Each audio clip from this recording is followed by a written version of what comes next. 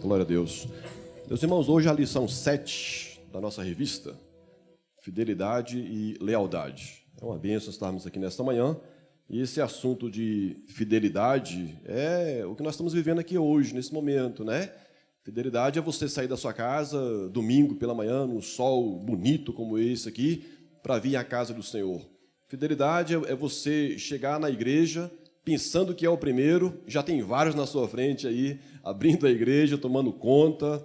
Fidelidade são as pessoas que se dedicam inteiramente na obra do Senhor, pessoas que não medem esforços, sacrifícios para estarem na igreja servindo a Deus. Tudo isso é fidelidade. Nós queremos, nessa manhã, falar um pouquinho, apenas relembrar os irmãos a respeito de ordenanças que são a base da nossa fé. A base, quando nós nos convertemos, nós aprendemos, como novos convertidos, que fidelidade e lealdade fazem parte da vida do cristão. Antigamente, na igreja primitiva, os crentes eram conhecidos como fiéis, né? São os fiéis, são os fiéis, são os fiéis. Então, fidelidade é tudo isso aí. 1 Coríntios, capítulo 4, versículo 2.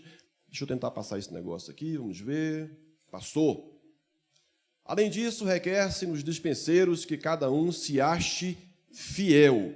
Dispenseiro porque nós tomamos conta, nós somos mordomos de tudo aquilo que Deus tem nos dado. Não é nosso, nós apenas somos mordomos. Mordomos, né? A mordomia cristã, mordomos da vida. A nossa vida não é nossa. Deus nos deu para nós tomarmos conta, para fazermos alguma coisa para Ele, e nós temos que tomar conta da melhor maneira possível. E hoje nós temos que destacar a importância da fidelidade a Deus, ressaltar que devemos ser fiéis aos líderes eclesiásticos e mostrar a necessidade de sermos fiéis à igreja e ao ministério. Os valores que apresentaremos aqui são grandes desafios. Por quê grandes desafios? Porque nós vivemos em uma sociedade líquida, já dizia Bauman, né? Uma sociedade que hoje os conceitos estão de um jeito e amanhã está no jeito completamente diferente. Os valores hoje estão totalmente invertidos.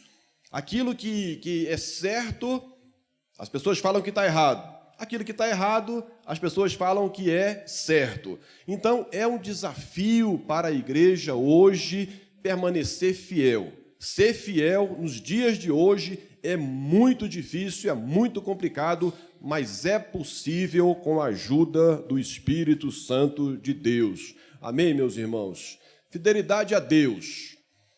A fidelidade vem do latim fidelis, uma atitude de quem é fiel, de quem tem compromisso com aquilo que assume. Quando você assume um compromisso com alguma coisa, você tem que ser fiel, nós temos que ser fiéis. E nós aprendemos isso desde novinho. Fidelidade é ao tratar das coisas de Deus. Dons, capacidades, talentos, recursos, tudo isso aí são coisas de Deus. Nós temos que ter fidelidade em relação ao tratamento dessas coisas. Quando nós vemos um músico aí se preparando para cantar, para tocar um instrumento musical, se esmerando para poder fazer isso, tudo isso aí demonstra fidelidade. Quando nós vimos uma pessoa se preparando para ministrar uma mensagem, uma pregação, tudo isso é fidelidade. Aquelas pessoas que estão ali naquele slide ali, quanto tempo que não se prepararam para poder ministrar um louvor? O MCA que tocou aqui nesta manhã, a hora que eu entrei aqui na igreja hoje, estava o pessoal conferindo aí a bateria, o teclado, aí, o baixo. Isso é maravilhoso. Isso aí é fidelidade ao tratar das coisas que são de Deus.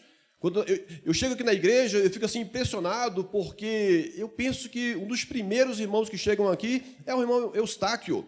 Para o carro dele ali, encosta o carro dele, vem devagarzinho, com aquela cabecinha branca abençoada, nos dando um exemplo de como tratar as coisas de Deus. Isso tudo é fidelidade que nós temos que ter em relação às coisas de Deus. Vamos andar mais um pouquinho, vamos passar agora. Fidelidade é fruto do novo nascimento. O caráter de Cristo sendo revelado em nós diariamente.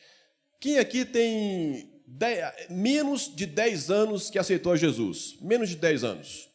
A maioria de nós que estamos aqui, temos algumas pessoas, glória a Deus por isso, A maioria de nós que estamos aqui já somos crentes, assim, eu vou usar um termo aqui mais antigos, né? Somos mais antigos aqui. Então nós temos a experiência, e os novos crentes também têm a experiência, de que quando você aceita Jesus, a gente vem do mundo trazendo uma série de comportamentos, uma série de atitudes, uma série de palavreados, uma série de valores que está impregnado dentro da gente. E quando nós aceitamos a Jesus, nós precisamos que isso aí seja mudado, transformado. Jesus não se prontificou a fazer uma reforma na vida de ninguém. Jesus quer fazer transformação na vida das pessoas. Isso que Nicodemos não entendeu. Nicodemos ficou ali perturbado, o que é novo nascimento, o que é nascer de novo. Nascer de novo, meus irmãos, é uma transformação. E fidelidade é fruto desse novo nascimento. Você vai andando na sua vida cristã, na sua caminhada cristã, e aos pouquinhos o seu caráter vai sendo mudado, vai sendo transformado. Isso aí é uma coisa que vai acontecendo junto com a santificação. Agora, a fidelidade também vai acompanhando, porque ela é um fruto do Espírito. Ninguém consegue ser fiel sozinho. Eu vou ser fiel porque eu sou bom. Não. Nós somos fiéis porque o Espírito Santo coloca em nós esse fruto maravilhoso. Dê uma salva de palmas nesta manhã para esse fruto da fidelidade do Espírito Santo de Deus. E ali o nosso John Piper já falava, o novo nascimento não é sobre melhorar quem você é, mas sobre criar um novo você, uma nova criatura. As coisas velhas se passaram, tudo se fez novo, andar em novidade de vida. Se nós pegarmos nós mesmos e olharmos para trás, meus irmãos, só a misericórdia. Não, pastor Herbert, só a misericórdia. Jesus é tão maravilhoso, ele é tão bom, ele é tão misericordioso, que ele aceitou cada um de nós. Cada um de nós que estamos aqui nesta manhã, fomos aceitos por Jesus, e o que ele quer fazer? É uma transformação na nossa vida, no nosso ser, para nós não sermos mais aquelas pessoas. De vez em quando, nós nos surpreendemos com um velho homem dentro de nós. De vez em quando, nos surpreendemos com a natureza antiga dentro de nós. A Bíblia diz que existe uma guerra, uma batalha dentro da nossa mente. O Espírito quer fazer de um jeito e a carne quer fazer de outro. Mas nesta manhã nós vamos obter a força e a graça do Senhor para fazermos aquilo que o Espírito Santo quer que a gente faça. Amém? Vamos andar mais um pouquinho. Fidelidade às doutrinas cristãs. A Bíblia não é somente nossa regra de fé. Tem crente que pensa que a Bíblia é somente uma regra de fé para nos levar para o céu. Muito além disso, isso em primeiro lugar, regra de fé, mas também é um livro de boas práticas, de educação, de conduta, de orientação. É um livro que ensina a respeito de saúde, a respeito de harmonia, a respeito de relacionamento. Eu fico assim muito encabulado, às vezes, de ver pessoas dentro da igreja. Quando nós falamos aqui nessa escola dominical, nós estamos aprendendo. Mas eu fico admirado de muitas vezes vermos pessoas cristãs, cheias do Espírito Santo, mas que muitas vezes falta-lhe uma pitada de educação. Crentes que às vezes não têm uma educação, não têm um trato para lidar com as pessoas. E a Bíblia, ela é um manual de como se relacionar, de como lidar com todo tipo de pessoa. Jesus, ele se relacionou com pessoas de todo tipo de temperamento, com pessoa do mesmo jeito, e Jesus sempre foi uma pessoa educada. A Bíblia é um livro que ensina educação. Você nunca viu Jesus abordando uma pessoa de forma mal educada. Não, ele sempre abordou as pessoas de uma maneira educada, de uma maneira tranquila. Sabe quem é que trata as pessoas de maneira mal educada? É a nossa velha natureza. É o velho homem que está dentro de nós. Sabe quem é que dá patada nas pessoas? É a velha natureza. É o velho homem que está dentro de nós. E a cada dia, Jesus quer transformar o nosso temperamento e quer nos ensinar também essas boas práticas, a prática do relacionamento, a prática da educação. Fidelidade também é isso, meus irmãos. É nós nos relacionarmos com as pessoas de uma maneira harmoniosa, de uma maneira educada. Vamos andar mais um pouquinho. Fidelidade aos líderes eclesiásticos. Vamos lá. Paulo está falando de autoridade espiritual, a qual envolve admoestação ou advertência, especialmente onde esteja envolvida uma conduta irrepreensível. Todos nós precisamos de líderes sobre nós, de autoridade sobre nós.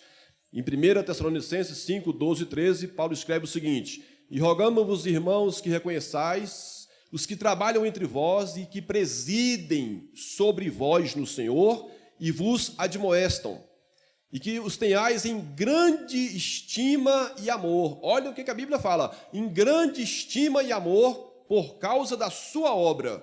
Tende paz entre vós.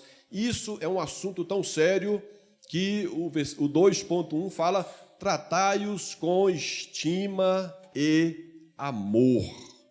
Os pastores são pessoas também iguais a nós, com sentimentos, emoções, necessidades e demais coisas da vida. Esse assunto é tão sério que Deus me deu graça para escrever um livro, e esse livro são as crônicas da vida de um pastor. Se você tiver coragem, depois eu posso te presentear com um para você ler, né? São crônicas, são histórias que nós contamos dentro do nosso ministério pastoral, pela graça de Deus. Pastoreamos aí há alguns anos aí, e vimos muitas experiências, tivemos muitas experiências, e nós sabemos o que é ser um pastor. Sabemos, né, a dificuldade que é ser um pastor. Sabemos que as emoções que um pastor, um líder passa, são dificuldades que a maioria dos crentes não entendem, não conhecem. Eu falo isso aqui sem medo de errar. A maioria dos crentes não conhecem a dificuldade que é a vida de um líder, a vida de um pastor. Pra você ter uma ideia, para você pregar uma mensagem, um pastor pregar uma mensagem, ele precisa se preparar e não menos do que uma semana. Para dizer a verdade, a pregação de um pastor é todo o preparo de uma vida toda. De uma vida toda. Mas agora, se você não mergulhar nos livros, não mergulhar na teologia, não mergulhar dentro da Bíblia, um pastor, um pregador, não vai ter nada para ensinar para ninguém. Ele vai chegar e vai contar histórias, historinhas, mas ensinamento mesmo não vai ter. Quantas vezes pela madrugada que nós estamos dormindo e os pastores estão resolvendo problemas?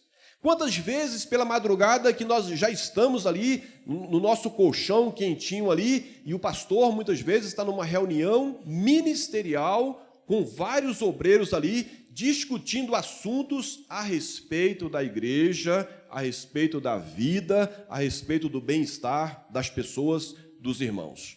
Então, a vida pastoral tem que ser reconhecida e as pessoas nós precisamos tratar os pastores com amor. Quem falou isso? O apóstolo Paulo.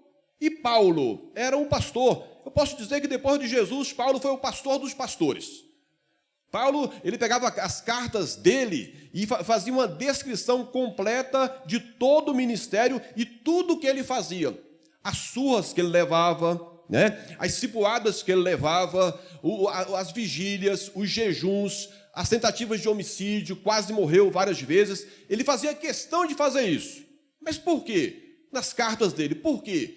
Para mostrar para a igreja que existe um sofrimento que o pastor leva sobre ele e muitas vezes calado. É muito difícil nós vermos um pastor choramingando pelos cantos.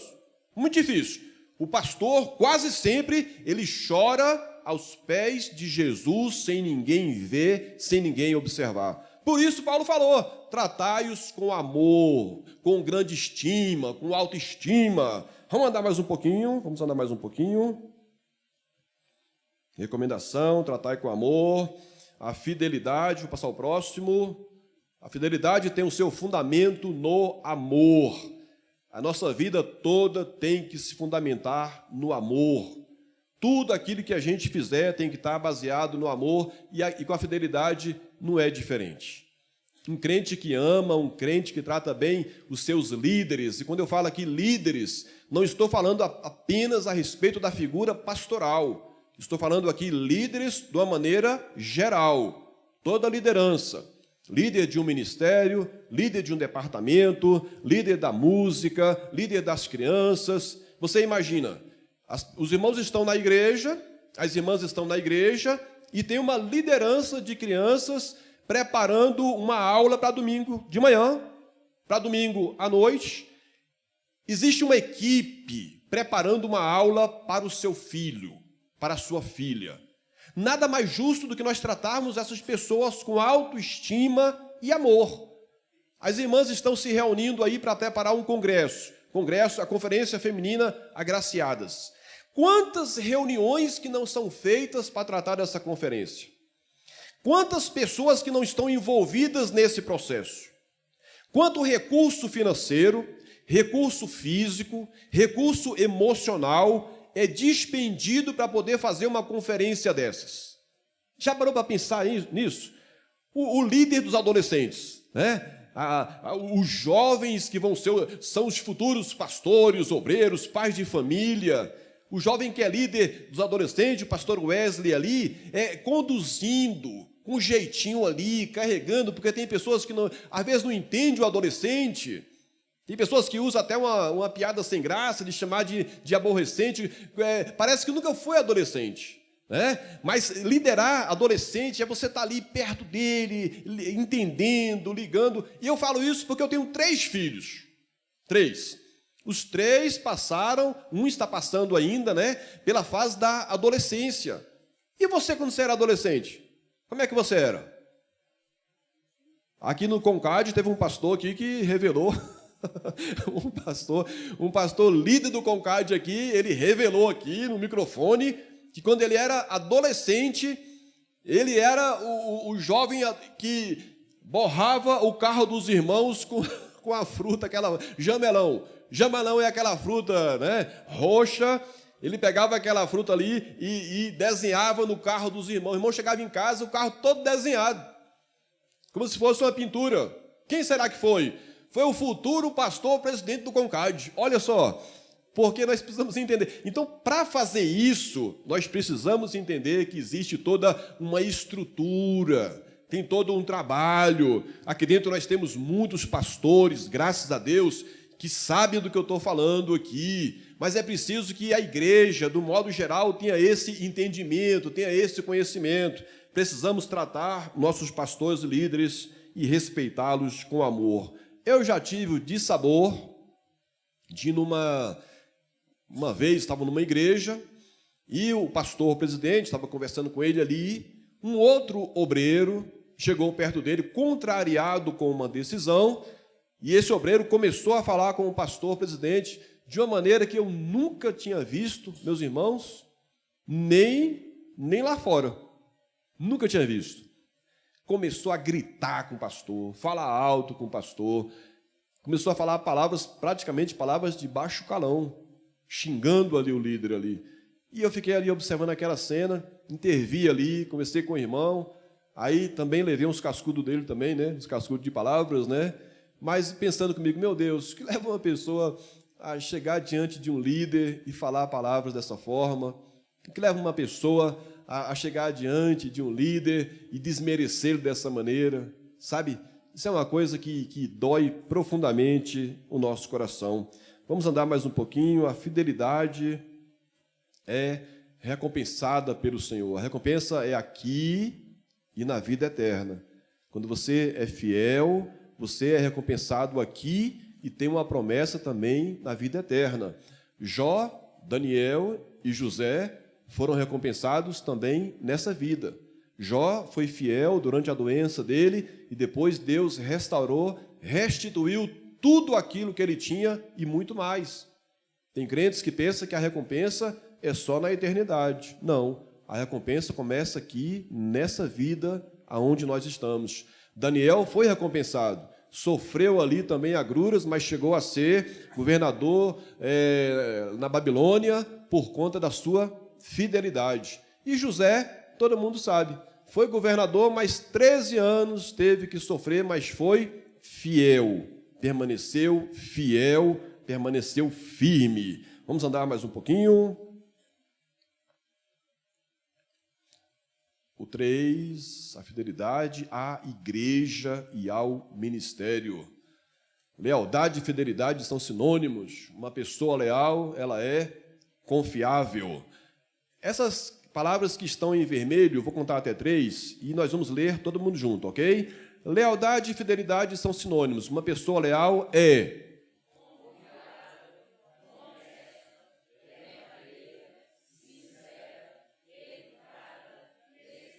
Olha só o tanto de características. Confiável. Uma pessoa que é fiel e que é leal, você pode contar para ela o segredo que for, ela nunca vai contar para ninguém. Ela vai guardar aquele segredo ali. Ela vai guardar com ela e não vai contar para ninguém. Existe uma série de situações, né? Diz que 3 irmãos estavam conversando entre eles ali, e os 3 conversando, e falaram assim: irmãos, vamos nos abrir aqui uns com os outros aqui. Vamos conversar aqui, vamos, né? Cada um vai falar aqui das suas fraquezas, ok? E vai ficar aqui, né? E um começou a falar: irmãos, eu sou assim, eu sou muito temperamental, eu brigo muito dentro de casa, eu sou isso, eu sou isso, eu sou isso. Irmão, vamos orar. O segundo irmão pegou e falou assim: irmãos, eu sou terrível, eu gosto de... Não tenho dinheiro no banco, mas eu dou um cheque sem fundo de vez em quando, e compro ali, não pago, tal. Aí chegou no terceiro irmão: e você, irmão? Meu irmão, eu tenho um problema muito, muito sério, eu não consigo guardar segredo. Já viu, né? Não era confiável. Se começasse ele no começo, tudo bem, né? Mas uma pessoa que é leal, ela é uma pessoa confiável. Você pode confiar, né? Ela é uma pessoa honesta. A pessoa que é leal é uma pessoa honesta. A pessoa que é leal, ela cumpre as suas obrigações, cumpre os seus deveres de maneira automática. A pessoa que é leal, que é honesta, se ela ficar devendo R$1 para uma pessoa, toda vez que ela passar por ela, enquanto ela não paga aquele R$1, ela não sossega. É assim ou não é? É assim ou não é? A pessoa que é leal, se ela pega algo emprestado de alguém, enquanto ela não devolve aquilo, ela não sossega. Agora, se a pessoa que pega um empréstimo de um irmão, acontece muito isso, eu conheço vários casos, né? E quando vê a outra pessoa, sempre desvia pela direita, faz igual o leão da montanha, né? Saída pela direita, saída pela esquerda, e não se preocupa em cumprir com a sua obrigação. Está faltando alguma coisa nesse irmão abençoado aí, sabe? Isso aí é importante a gente verificar o que está acontecendo, porque a pessoa leal, ela é verdadeira, ela é sincera. O que é uma pessoa sincera? Uma pessoa sincera é uma pessoa sincera, que ela é aquilo que ela é, do jeito que ela é. Tem gente que pensa que ser sincero é desabar em cima dos outros, falando o que quer falar. Eu falo mesmo porque eu sou sincero. Espera aí, irmão. Espera aí. Até para ser sincero tem que ter educação. Sabia disso? Até para ser sincero. Tem que falar com educação, tem que falar com jeito. De que adianta nós sermos assim, tão tranquilos e mansos dentro de um ambiente igual esse ambiente aqui da igreja, que é um ambiente maravilhoso. É um ambiente maravilhoso. Diz que um pastor chegava na igreja, e o irmão chegava na igreja, ele era de um jeito, com a esposa, com os filhos, tratava os filhos com a maior educação, as crianças, a esposa era meu amor, era meu doce. Quando chegava em casa, esse irmão soltava a bravura dele, né? Era coice para todo lado. Um dia, o menininho pegou e falou assim: mãe, vamos mudar para a igreja. Vamos mudar para a igreja. E o menino ficou com aquele negócio: mãe, vamos mudar para a igreja, vamos morar na igreja.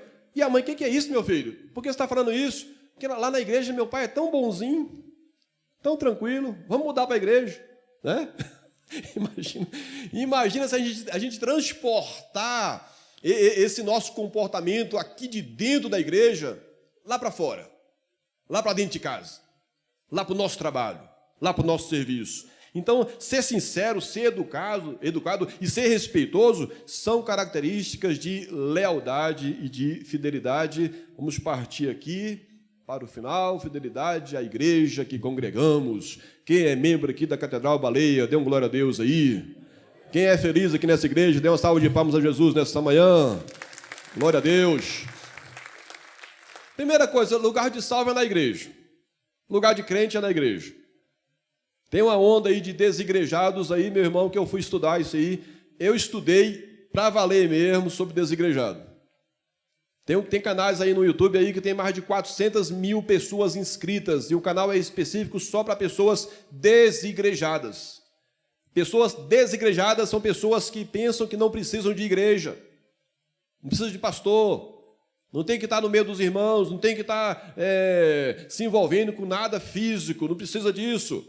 Pessoas desigrejadas, na realidade, elas estão fugindo de autoridade espiritual, não querem se submeter a uma autoridade espiritual. Geralmente, o movimento de desigrejado é formado por pastores e líderes frustrados, que não tiveram a vida ministerial como queria que fosse e tornaram-se pessoas frustradas e começaram a seguir. E existem pessoas que seguem todo tipo de gente. É isso que eu fico encabulado, mas existe. Meu Deus, está seguindo aquilo ali. Então, lugar de salvo, lugar de crente é na igreja. Lugar de crente é no meio das pessoas, é no meio do relacionamento. A igreja primitiva é comunhão no partir do pão, nas orações, era todo mundo junto ali, naquela comunhão profunda, porque nós não conseguimos viver se não for debaixo de relacionamento, debaixo de comunhão. Não conseguimos. Ninguém sobrevive sozinho. Pega uma fogueira, tira dali uma brasa que está pegando fogo, coloca separado e fica observando para você ver. Rapidinho, ela apaga. A fogueira continua, mas ela se apaga ali. E quantas pessoas que estão nessa situação, que são brasas apagadas, porque pensam que só ficar em casa resolve. Não resolve, irmão. Não resolve. É na igreja. Quer ver um crente ficar doente? É ele passar 15 dias, 20 dias, um mês sem ir na igreja. Ele adoece. Sem ler a Bíblia, nem se fala. E sem se relacionar com as pessoas, ele adoece. Ele enfraquece. Ele fica entristecido. Ele fica angustiado. Não consegue passar por situações de lutas, de intempéries. Não consegue vencer. Ele, para dizer a verdade, torna-se um perdedor. O crente que não frequenta a igreja com assiduidade, ele vai esfriando, e o perigo é depois não conseguir mais aquele avivamento que ele tinha antigamente. Vamos passar o próximo aí para poder encerrar. Como é que está o horário aí, meu pastor? 19:05. Vamos ver ali o horário. Está ali. O lugar de salve é aonde? É na igreja. O lugar de salve é aqui. Não tem coisa melhor. Tem cultos que você vem, que você sai de casa cansado. Você sai de casa, parece que o mundo está sobre a sua cabeça. Você sai de casa com a emoção abalada, as emoções abaladas. Mas quando você chega na igreja, quando você pisa o pé dentro da igreja, igual eu entrei aqui hoje, tinha uma irmã ali orando e chorando aos pés do Senhor, e chorando sozinha ali, recarregando as suas baterias. Hoje é um dia de recarregar as nossas baterias espirituais. Nós passamos aí fora uma semana todinha. Passamos uma semana só ouvindo notícia ruim. Passamos uma semana, muitas vezes, levando bronca do chefe. Passamos uma semana, muitas vezes, correndo atrás de quitar as nossas dívidas, nossas pendências do dia a dia, que todo mundo tem. Passamos uma semana carregada, pesada, e nós precisamos recarregar a nossa bateria espiritual, e essa bateria se carrega aonde? É na igreja. Quando você começa a cantar um hino, ministrar um louvor, começa a ouvir o MCA cantando aqui, e aquele louvor vai enchendo o seu coração, vai renovando a sua vida. Muitas vezes tem mensagens e pregações que o Espírito Santo inspira, louvores que ele inspira. Tem casos que é para uma pessoa que está dentro da igreja. Aquela pessoa muitas vezes chega na igreja crente, com as emoções abaladas, pensando até mesmo em tirar a própria vida. Mas quando ela chega na igreja, o Espírito Santo usa uma pessoa, usa um louvor, usa uma pregação e fala com aquela pessoa e a vida dela se transforma naquele momento e tem uma nova expectativa de vida pela frente. É na igreja. Lugar de salvo é na igreja. É aqui que nós temos que estar, é na casa do Senhor. É bem verdade que nós não podemos estar em todos os cultos, mas naquele que nós podemos estar, vamos esforçar. Várias pessoas aqui moram distante. A maioria aqui mora longe. Essa que é a verdade, não é isso? Guará, Vicente Pires, né? Sobradinho, mas o Rico Oren falou que uma pessoa, quando ela ama a igreja dela mesmo, ela percorre até 5 quarteirões americanos, né? Até 5 quarteirões para poder ir para a igreja. Porque o gostoso é você estar na igreja que você ama, perto das pessoas que você ama, perto das pessoas onde você se sente bem. Isso é que é gostoso. Isso é que é maravilhoso. E é isso que recarrega a nossa energia, a nossa força espiritual. É estarmos na casa do Senhor. Lugar de salvo é aonde? Na igreja. Vamos andar mais um pouquinho? Vamos lá. Olha que alegria dos crentes ali. Dá para voltar aqui? Dá? Não, atrasou, né? Você pode voltar um pouquinho aí, querido, por favor? Desculpa aí, eu fui apertar aqui e apertei errado. Olha a alegria daquele povo ali, irmãos. Não é gostoso? Não é maravilhoso? Você poder sorrir, você poder ficar à vontade, né? E eu quero até recomendar para você, meu querido, minha querida, meu irmão, minha irmã, fica à vontade na casa do Senhor. Tem pessoas que ficam assim, encabuladas, porque o pastor pede para olhar para a pessoa que está do seu lado e falar alguma coisa com ela. Tem gente que não gosta disso, né? Não tem gente que não gosta disso? Mas tem gente que gosta. Olha para a pessoa que está do seu lado. Isso é o quê? Isso é para o nosso relacionamento melhorar e você conhecer. Tem pessoas aqui que não conhecem, está aqui dentro, tem 20 anos e não conhece um outro. 15 anos não conhece um outro. Nós chegamos aqui, eu já cometi várias gafes aqui. Vou cumprimentar as pessoas. Paz do Senhor, irmão. Meu irmão é visitante aqui. Não, irmão, estou aqui há 10 anos. Paz do Senhor, irmão, é convidado. Não, estou aqui há 20. Ai, meu Deus. Paz do Senhor, irmão. O irmão já é novo aqui. Não, eu ajudei a construir essa igreja. Parei de falar isso. Parei de falar. Vou falar alguém assim, o irmão congrega aqui? Assim fica melhor, sabe? Então, e por trás de uma igreja tem um ministério de suporte. Ninguém tem condições de trabalhar sozinho, sem uma supervisão, sem um apoio, e é nisso aí que entra o ministério. Para nós estarmos aqui hoje, tem toda uma estrutura ministerial lá para trás. Você sabia que tem reunião ministerial aqui na igreja de 2 em 2 meses? Que os obreiros todos se reúnem aqui, essa igreja fica assim quase cheia de obreiros aqui, e o pastor João daí convoca, e ficamos aqui a tarde toda, né? Começa 2 horas e vai até 6 horas, 5h30, 6 horas, né? Os obreiros reunindo, falando a respeito de quê? A respeito dos crentes, a respeito do bem-estar dos crentes. Olha lá, no nosso ministério, são realizadas convenções nacionais e estaduais. Nesse momento está tendo uma convenção, várias convenções em vários lugares do país. E essas convenções, especialmente pastores e evangelistas, se reúnem milhares e milhares e milhares para poder dar uma estrutura para os irmãos. Nosso ministério discute e decide assuntos de interesse dos membros. Somente do interesse. O único interesse do ministério é em relação aos membros.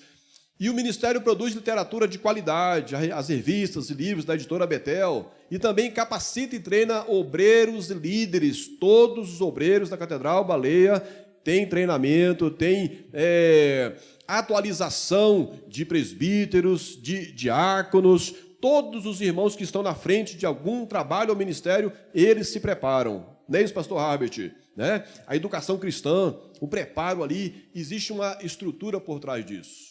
E a lealdade firma a fidelidade. Lealdade está ligada ao tratamento pessoal. E fidelidade está ligada ao cumprimento dos deveres. Finalizando aqui nesta manhã, o cumprimento da ordenança para viver um viver caracterizado pela fidelidade e lealdade em todos os momentos é a consequência do novo nascimento, do comprometimento com a palavra de Deus e no andar com o Espírito Santo. Amém, meus irmãos? Espero que Deus nos dê graça e sabedoria para vivermos uma vida de fidelidade e de lealdade. Que nesta manhã o Senhor Jesus venha encher nossos corações com essa graça. Eu quero fazer uma oração com os irmãos aqui, por favor. Feche os olhos aí, sentado mesmo como estamos. Estamos aqui na Tua presença nesta manhã, Senhor. Obrigado por cada vida que se dispôs a estar na escola bíblica dominical. Obrigado por cada pessoa que chegou aqui à Tua casa. Muitos chegaram aqui com os seus corações na expectativa de receberem uma palavra, de terem as suas vidas transformadas e renovadas. Nós pedimos ao Senhor, em nome de Jesus, nesta manhã, nos ajuda, nos capacita a sermos pessoas fiéis, a sermos pessoas leais, na igreja, em casa, no trabalho, aonde nós estivermos. Abençoa cada irmão e cada irmã aqui nesta manhã, que nós tenhamos essa graça do Senhor, de termos o nosso caráter a cada dia transformado, melhorado, Senhor, no nome de Jesus, que hoje nós sejamos melhores